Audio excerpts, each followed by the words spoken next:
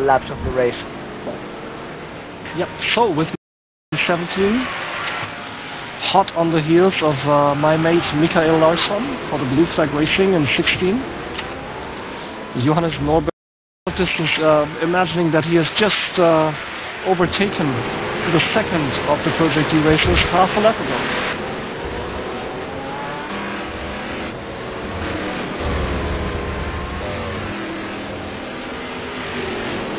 David, quick guess from you, your teammate, will he be caught by Ludi Anderson? I will quickly go to the timing screen and tell you how much Leloir in 6, Kogoti in 7. Let's see how long they stay there. Ooh, this is bad news for them, so that means that they do have a tire problem here on this track. Legas Leloir, he's powering out of the pits, followed very closely by Kogoti. They're down to 7 and 8, which is fair enough. They're down to 8 and 9 now. Somebody just passed them, and that somebody is Robin Johansson. They're in fact down to 9 and 10 as I'm speaking. It wasn't only Johansson who passed them. So Kogoti in 10 now, and Legas Leloir in 9. But now they are on fresh tires. And so they have a two-stop strategy. It will be so interesting to see how that figures out at the end of the race. So for the first time here, David, we see what we wanted to see with the STC mod. More of a play with the strategies, don't we? Yes, exactly. That, by the way, Eckhart, we have Gregory the Grid at pit as well. Oh no! So bad luck against Johansson, so he stays in position number 8, while Johansson is in 9. And then in 10 we have Ludovic Kogoti for the Project D. Great racing by Kogoti here. Johansson was moving on the inside again, and Kogoti pulled back. Don't know if you've seen that on your screen. It was perfectly executed, so as not to touch Johansson. He was sticking to his line, fair enough. Kogoti relinquished the slight advantage he had in speed and let Johansson keep his line. Now approaching T1, Johansson makes a move on Larsson. Nope, he doesn't. Seems to be really difficult to make that move there in T1, but now he does it in T2. Now he tries to do it in T2. Larsson overshooting in T3. Johansson is on the outside now. Larsson still defending on the inside. Some breathtaking racing here. And Kogoti is taking advantage.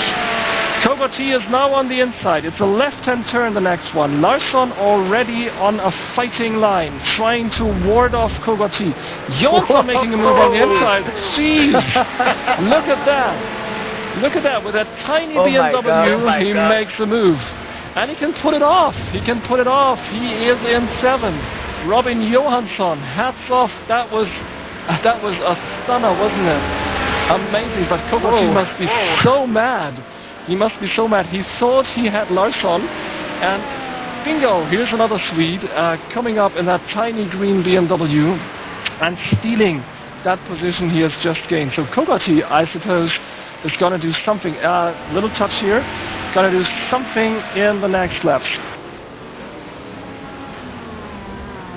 I think Robin Johansson already thinks that he have a sticker with a Mustang in his mirror, you know.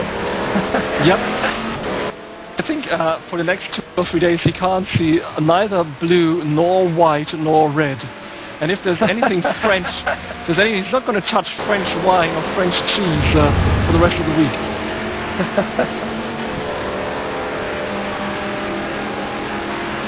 While obviously Kogoti, if he has any of that IKEA furniture at home, he's not going to fit in it.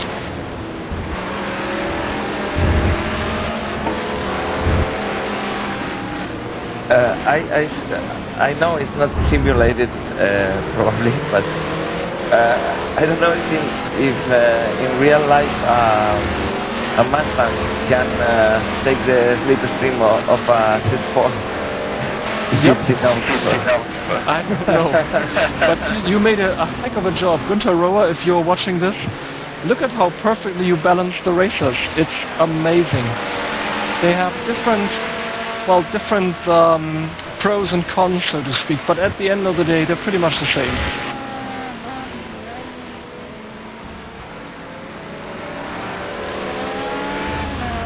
By the way, Eckhart, let me tell you, we had Kevin Ledoux for second time at pit as well, so now you know the TBR strategy.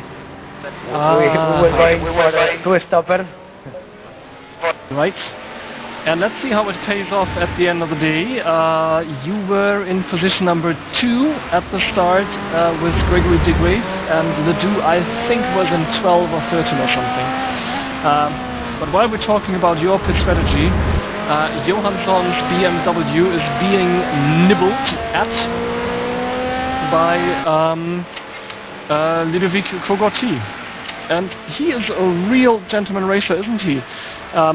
Every time he just gets close to that BMW, you can see him pull back ever so slightly, not to spoil the race there for both of them. So very, very close racing here, but also very sensible racing by both racers. And now Johansson in trouble. Can Kogorti take advantage of that? He's on the inside now. Again, he's pulling back. Whoa, and Johansson, he just sticks to his lines the way he should, because that's the rule. The guy who has the line sticks to the line. It's for the other guy to do something. And he does that absolutely perfectly. Look at that. They're even gaining a little time on Christopher Larsson, who is a fast racer as well. And even though they're having this close fight, they're gaining on them. Not much, but they're gaining. Right now, I think we should go to the top of the grid again to give the race leader some airtime. Jose, how about that? Yes, of course. We used to concentrate a lot in the fight. And, because that's where the action is. Really, the guys in the first position are never in the broadcast, but we focus on entertainment.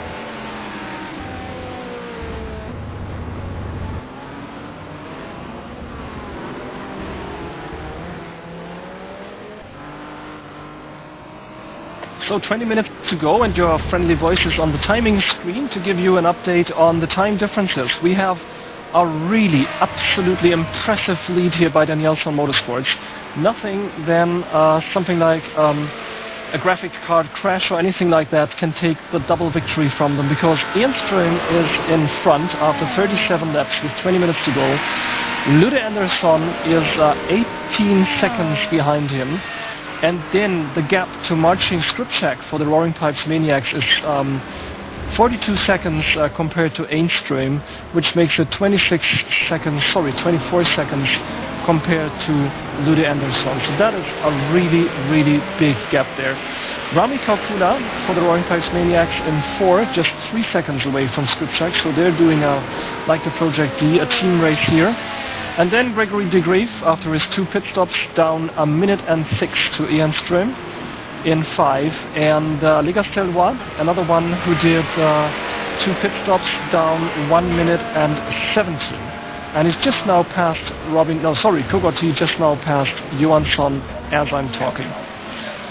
We still have 13 racers in 1 lap, with Keith Barrick for the DHR Simcraft being the last one in that lap, and the other racers in that lap are Massimo Martin, Peter Cole, Theo Bubicic, Christopher Larsson and Robin Johansson. And we still have for the Project D, and he's just lapped one of my teammates, and Ludovic Kogorti in 7. So we have another team going here back to back. That's the Project D. Then in 8, Robin Johansson, the man who... And 6, we have the next pair. It's Gaëtan Legastelwa in 5 and Gregory Kogorti... Ludovic Kogorti, sorry mate, in 6. So Legastelwa takes it home for the Project D here. Finishes the race in 5, Legastelwa in 6, Gregory de Graaf